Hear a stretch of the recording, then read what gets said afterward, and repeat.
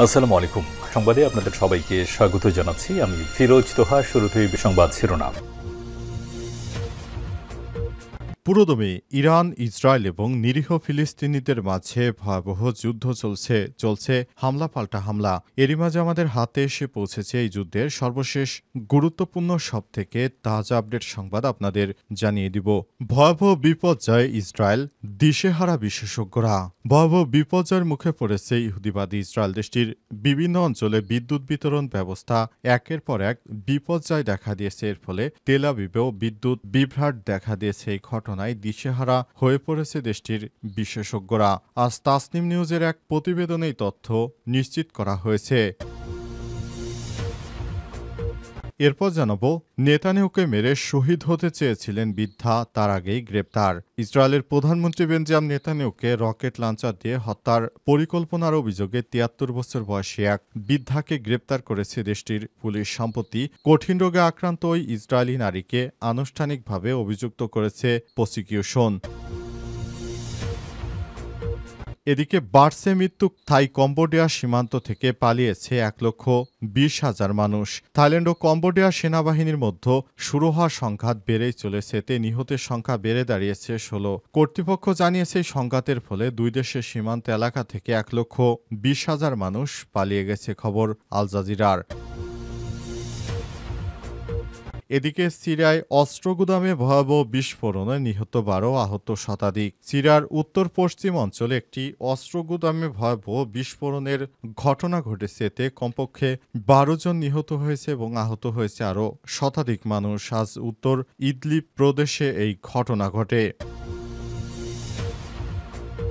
এবং সর্বশেষ জানাবো, ৩ বিভাগে ভারী বৃষ্টির আভাস, পাহাড় ধসের শঙ্কা। উত্তর পশ্চিম বঙ্গোপসাগর ও তৎসংলগ্ন পশ্চিমবঙ্গ বাংলাদেশ উপকূলীয় এলাকায় সৃষ্টি হওয়া নিম্নচাপের প্রভাবে খুলনা, বরিশাল, চট্টগ্রাম বিভাগের বিভিন্ন স্থানে ভারী থেকে অতি ভারী বৃষ্টি হতে পারে বলে জানিয়েছে আবহাওয়া অধিদপ্তর। আজ অধিদপ্তরের ঝড় সতর্কীকরণ কেন্দ্র থেকে জারি করা সতর্কবার্তায় বলা হয়েছে, আজ থেকে পরবর্তী ৪৮ ঘণ্টায় এসব অঞ্চলে ৪৪ থেকে ৮৮ মিলিমিটার অথবা এর থেকে বেশি পরিমাণ বৃষ্টিপাত হতে পারে। প্রিয় দর্শক, এতক্ষণ শুনছিলেন সংবাদ শিরোনাম, এবারে বিস্তারিত। তবে তার আগে বন্ধুরা, অনুরোধ থাকবে এই সংবাদটিতে একটি লাইক দিন। এই চ্যানেল আপনি নতুন হয়ে থাকলে আমাদের সংবাদটি দেখতে দেখতে চ্যানেলটি সাবস্ক্রাইব করে রাখুন। কমেন্ট করে বন্ধুরা আপনার মূল্যবান মতামত জানিয়ে দিন আপনি বিশ্বের কোন দেশ থেকে বা বাংলাদেশের কোন স্থান থেকে আমাদের সংবাদটি দেখছেন এবং শুনছেন। আর বন্ধুরা, এই সংবাদটি আপনার সোশ্যাল মিডিয়া ফেসবুকে শেয়ার করে বন্ধুদেরও দেখার সুযোগ করে দিন। এবারে বিস্তারিত। ভয়াবহ বিপর্যয় ইসরায়েল, দিশেহারা বিশেষজ্ঞরা। ভয়াবহ বিপর্যয়ের মুখে পড়েছে দখলদার ইসরায়েল। দেশটির বিভিন্ন অঞ্চলে বিদ্যুৎ বিতরণ ব্যবস্থায় একের পর এক বিপর্যয় দেখা দিয়েছে। এর ফলে তেল আবিবেও বিদ্যুৎ বিভ্রাট দেখা দিয়েছে। এই ঘটনায় দিশেহারা হয়ে পড়েছে দেশটির বিশেষজ্ঞরা। আজ তাসনিম নিউজের এক প্রতিবেদনে তথ্য জানানো হয়েছে। প্রতিবেদনে বলা হয়েছে, দক্ষিণ ইসরায়েল ও জেরুজালেম অধিকৃত আল কুদস অঞ্চলে বিদ্যুৎ বিতরণ ব্যবস্থা একের পর এক বিপর্যয় দেখা দিয়েছে। এই ঘটনার পর তেল আবিবেও গত সপ্তাহে বেশ কয়েকটি সন্দেহজনক ঘটনার দেখা মিলেছে। তাসনিম নিউজ এজেন্সির হিব্রু সংস্করণে প্রকাশিত প্রতিবেদনে বলা হয়েছে, ইসরায়েলি গণমাধ্যম জানিয়েছে যে সম্প্রতি দক্ষিণ গভর্নরেট ও জেরুজালেমে বিদ্যুৎ বিতরণে একাধিক গোলাযোগ দেখা দেওয়ার পর তেল আবিবেও একাধিক সন্দেহভাজন ঘটনা ঘটেছে। ইসরায়েলে এসব ঘটনার সংখ্যা আকস্মিকভাবে বেড়ে গিয়েছে। এই ঘটনায় একটি বিবৃতি দিয়েছে ইসরায়েলি বিদ্যুৎ কোম্পানি। বিবৃতিতে বলা হয়েছে, বিদ্যুৎ বিতরণ ব্যবস্থায় অস্বাভাবিকভাবে একটি প্রযুক্তিগত ত্রুটি দেখা দিয়েছে। এজন্য ঘটনা ঘটতে পারে। এতে আরও বলা হয়েছে, এই বিভ্রাটের ফলে শুধু লোডশেডিং নয়, বরং উচ্চ ভোল্টেজ বিদ্যুৎ সরঞ্জাম যেমন বিদ্যুৎ বিতরণ কেন্দ্র ও ট্রান্সফরমারে অস্বাভাবিক বিস্ফোরণ ও অগ্নিকাণ্ডের ঘটনা ঘটেছে। প্রতিবেদনে বলা হয়েছে, গত ২ বছরে উচ্চ ভোল্টেজ ত্রুটির কারণে দখলকৃত অঞ্চলগুলোতে এয়ার কন্ডিশনিং সিস্টেম এবং লিথিয়াম ব্যাটারির মতো বিদ্যুৎ সরঞ্জাম অসংখ্য বিস্ফোরণ ও অগ্নিকাণ্ডের ঘটনা ঘটেছে। ইহুদিবাদী ইসরায়েল চরম বিপাকে পড়েছে, কারণ তাদের প্রোডাকশন এরিয়াগুলো ইতিমধ্যে বন্ধ হতে চলেছে। সমস্ত গুরুত্বপূর্ণ স্থাপনাগুলো এক এক করে বন্ধ হয়ে যাচ্ছে। অবস্থায় ইহুদিবাদী ইসরায়েলের প্রোডাকশন লাইনগুলি এখন অনেকটাই বিধ্বস্তের কাছাকাছি চলে এসেছে। নেতানিয়াহুকে মেরে শহীদ হতে চেয়েছিল বৃদ্ধা, তার আগেই গ্রেপ্তার। ইসরায়েলের প্রধানমন্ত্রী বেঞ্জামিন নেতানিয়াহুকে রকেট লঞ্চার দিয়ে হত্যার পরিকল্পনার অভিযোগে ৭৩ বছর বয়সী এক বৃদ্ধাকে গ্রেপ্তার করেছে দেশটির পুলিশ। সম্প্রতি কঠিন রোগে আক্রান্ত ওই ইসরায়েলি নারীকে আনুষ্ঠানিকভাবে অভিযুক্ত করেছে প্রসিকিউশন। প্রতিবেদনে বলা হয়েছে ওই নারী টার্মিনালি অসুস্থ, অর্থাৎ ব্যক্তি এমন একটি মারাত্মক ও চূড়ান্ত পর্যায়ের রোগে আক্রান্ত তার কোনো নিরাময় বা চিকিৎসা নেই। এই কারণে রোগীর মৃত্যু অবধারিত হয়ে উঠেছে।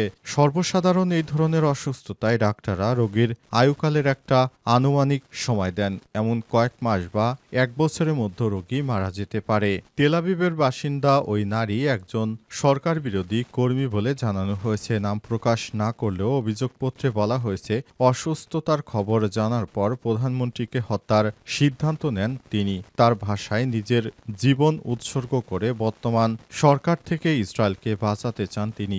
অভিযোগ অনুযায়ী তিনি এক সহকর্মীকে পরিকল্পনার কথা জানান এবং একটি রকেট চালিত গ্রেনেড কেনার ব্যাপারে সাহায্য দেন। একই সঙ্গে নেতানিয়াহুর চলাফেরা, কর্মসূচি ও নিরাপত্তা বিষয়ে তথ্য সংগ্রহে ওই সহকর্মী সহায়তা চান। তবে ওই ব্যক্তি তার প্রস্তাবে রাজি না হয় নিবৃত্ত করার চেষ্টা করেন। পরে যখন বোঝেন যে তিনি থামছেন না, তখন তিনি কর্তৃপক্ষকে বিষয়টি জানান। এর ভিত্তিতে ওই বৃদ্ধাকে গ্রেপ্তার করা হয়েছে।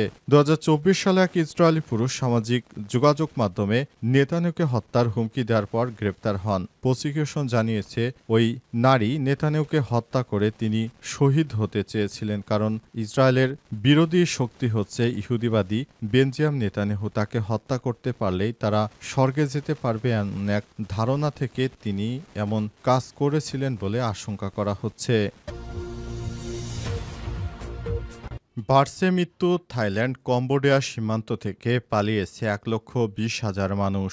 থাইল্যান্ড ও কম্বোডিয়ার সেনাবাহিনীর মধ্যে শুরু হওয়া যুদ্ধ চলছে। এতে নিহতের সংখ্যা বেড়ে দাঁড়িয়েছে ১৬ জনে। কর্তৃপক্ষ জানিয়েছে, সংঘাতের ফলে দুই দেশের সীমান্ত এলাকায় বসবাসরত ১,২০,০০০ মানুষ পালিয়ে গেছে। খবর আল জাজিরার। আজ চলমান সংঘাতে ২ দিনে গড়িয়েছে উভয় দেশই ভারী গোলাবারুদ ও রকেট হামলা চালাচ্ছে। দীর্ঘ এক দশকেরও বেশি সময় পর দক্ষিণ পূর্ব এশিয়ার প্রতিবেশী দুই দেশের মধ্যে সংঘাত শুরু হয়েছে। থাইল্যান্ডের ভারপ্রাপ্ত প্রধানমন্ত্রী ফুমথাম ওয়াসাই আজ সাংবাদিকদের জানিয়েছেন, পরিস্থিতি খুবই ভয়াবহ এবং এটি যুদ্ধের দিকে যেতে পারে। তিনি আরও বলেছেন, সংঘাতে ভারী অস্ত্র ব্যবহার করা হচ্ছে। তাই সামরিক কর্মকর্তা আরও বলেন, সীমান্ত সংঘাতপূর্ণ ১২টি স্থানে পাল্টাপাল্টি হামলা হচ্ছে।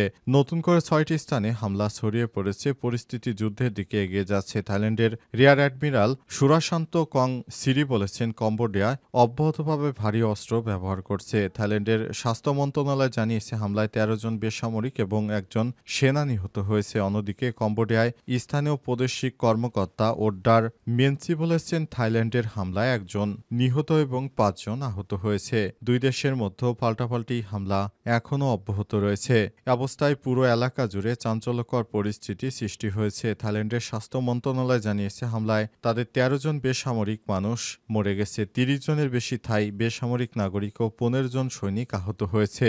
এ অবস্থায় সীমান্ত থেকে ১,৬৭২ জন মানুষকে আশ্রয় কেন্দ্রে সরিয়ে নেওয়া হয়েছে। ৩ বিভাগে ভারী বৃষ্টির আভাস, পাহাড় ধসের সংখ্যা। উত্তর পশ্চিম বঙ্গোপসাগর ও তৎসংলগ্ন পশ্চিমবঙ্গ বাংলাদেশ উপকূলীয় এলাকায় সৃষ্টি হওয়া নিম্নচাপের প্রভাবে খুলনা, বরিশাল ও চট্টগ্রাম বিভাগের বিভিন্ন স্থানে ভারী থেকে অতি ভারী বর্ষণ হতে পারে বলে জানিয়েছে আবহাওয়া অধিদপ্তর। অধিদপ্তরের ঝড় সতর্কীকরণ কেন্দ্র থেকে জারি করা সতর্কবার্তায় বলা হয়েছে, ২৫শে জুলাই থেকে পরবর্তী ৪৮ ঘণ্টায় এসব অঞ্চলে ৪৪ থেকে ৮৮ মিলিমিটার অথবা অথবা এর থেকেও বেশি পরিমাণ বৃষ্টি হতে পারে।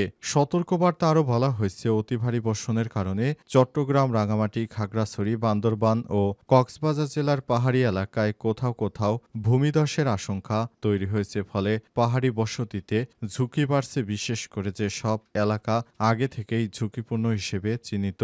সতর্কবার্তা আরও বলা হয়েছে অতি ভারী বর্ষণের কারণে খুলনা, বরিশাল ও চট্টগ্রাম মহানগরীর কোথাও কোথাও সাময়িকভাবে জলবদ্ধতা সৃষ্টি হতে পারে। এর আগে সকালে প্রকাশিত আবহাওয়ার বার্তায় বলা হয়েছে উত্তর বঙ্গোপসাগর ও তৎসংলগ্ন এলাকায় সৃষ্টি হওয়া লঘুচাপটি ঘনীভূত হয়ে সুস্পষ্ট লঘুচাপে রূপ নিয়েছে। এরপর এটি নিম্নচাপে পরিণত হয়ে আজ সকাল ৬টায় উত্তর পশ্চিম বঙ্গোপসাগর ও তৎসংলগ্ন পশ্চিমবঙ্গ, বাংলাদেশ উপকূলীয় এলাকায় অবস্থান করছিল।